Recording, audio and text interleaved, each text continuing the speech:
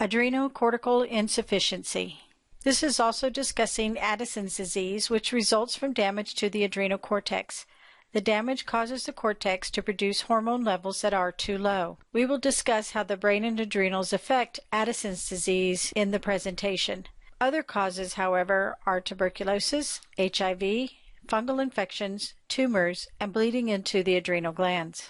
Pathophysiology primary is that autoimmune destruction which leads to hypofunction of the adrenal cortex. Secondary, adrenocorticotropin hormone, ACTH deficiency could have decreased or absent production by the pituitary gland. Aldosterone is a mineralocorticoid produced by the adrenal gland and could be deficient, and this would affect sodium, potassium, and water uptake. Aldosterone helps with blood pressure, and when this is low, the kidneys cannot regulate sodium and water, and the volume drops. If there is not enough ACTH, then there could be insufficient cortisol. The cortex produces three hormones. Glucocorticoid hormones like cortisol maintain glucose control and suppress the immune response and help the body respond to stress. Mineralocorticoid hormones like aldosterone regulate sodium and potassium balance. The sex hormones like androgens for males and estrogens for females affect sexual development and sex drive. The clinical signs of Addison's. This is a slow destruction of the adrenals. The symptoms do not tend to become evident until about 90% of the adrenal cortex is destroyed, and many times the disease is often advanced before it is diagnosed. Symptoms are slow and lead to muscle weakness and fatigue.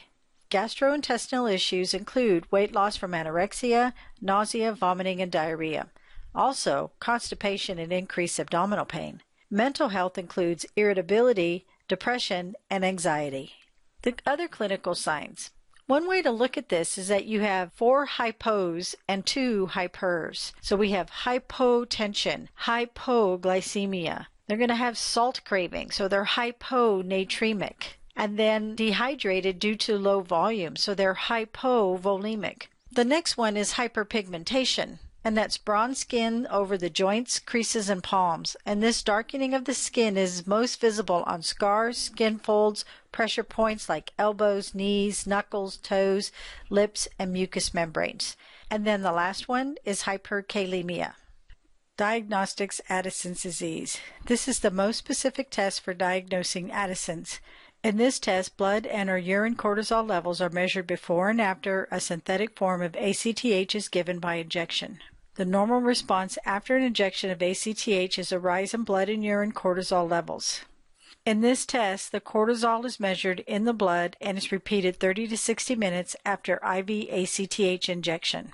The ACTH stimulation test would show primary adrenal insufficiency is confirmed when cortisol levels fail to rise over basal levels with an ACTH stimulation test. Diagnostics also would include serum cortisol, serum ACTH, urine cortisol, and aldosterone. On a 24-hour urine study, there would be no increase or minimal increase of the urinary and plasma cortisol with a 17-keto steroid. Urine levels of free cortisol are low, as is the urine level of aldosterone. A positive response to ACTH stimulation test would indicate a functioning adrenal gland and points to a probable diagnosis of secondary adrenocortical insufficiency related to the pituitary gland.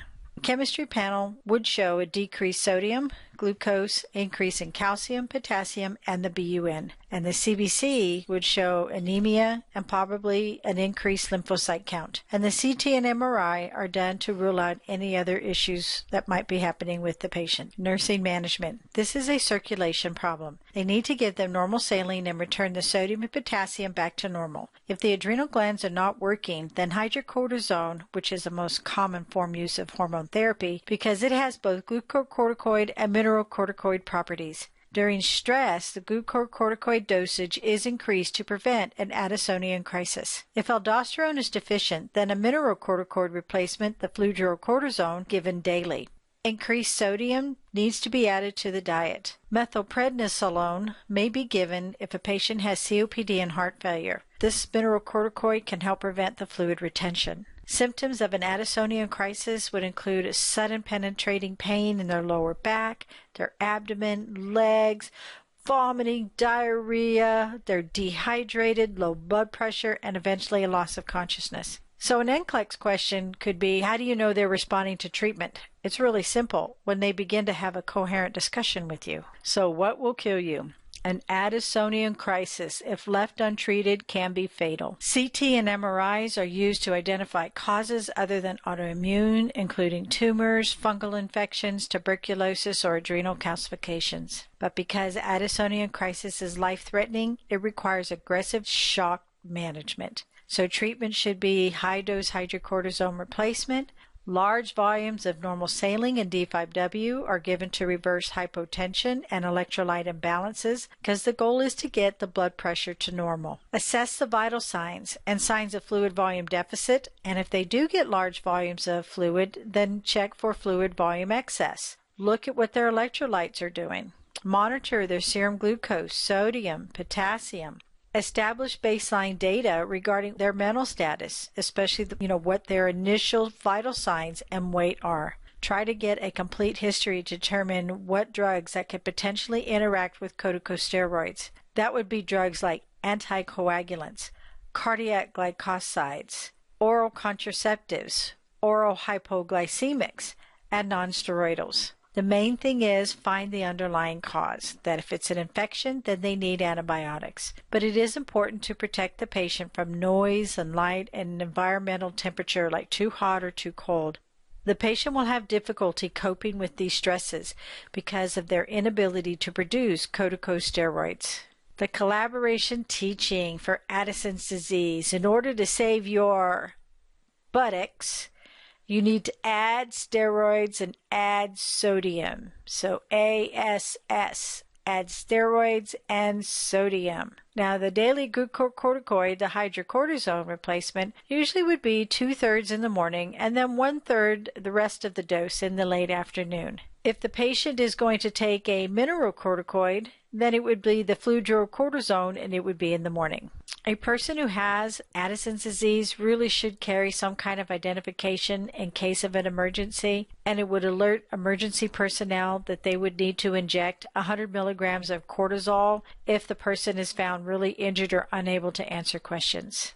So it is important to have an injectable form of cortisol in case of an emergency. A person with Addison's also should know how to increase their medication during periods of stress or mild upper respiratory infections. They would need immediate medical attention if they have severe infections or vomiting or diarrhea, because the infection, vomiting, and diarrhea could precipitate an Addisonian crisis. The severe infections, vomiting, and diarrhea could precipitate an Addisonian crisis. The patient would need to be hospitalized and may require injections of hydrocortisone.